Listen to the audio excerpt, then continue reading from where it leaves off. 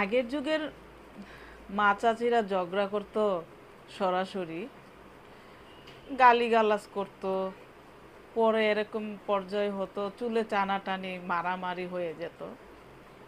তো রাগ করে শেষ পর্যন্ত বাড়ির মাঝখানে বেড়া দিয়ে দিত, আর কেউ কারো সাথে কথা বলতো না, চুপচাপ থাকতো।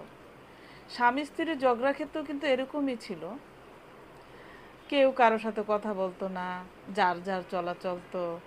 কেউ যদি হাজবেন্ড যদি ওয়াইফকে ডাকে যে এই শুনো একটু কথা আছে, তখন বলতো বউ একটু রাগ করে অভিমান করে এটা বলতো, এটাই করতো আর কিছু না।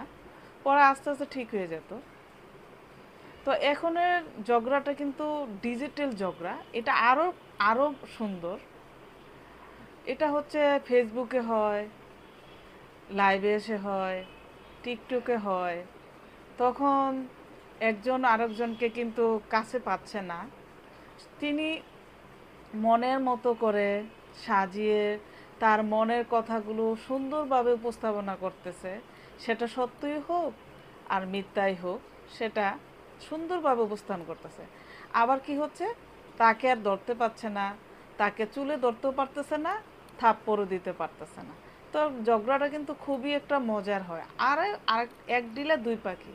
আরেকটা কি হয়, আরেকটা হচ্ছে কি, সবাই এটা দেখতেছে, লাইক কমেন্ট করতেছে, পাশাপাশি টাকা পাচ্ছে,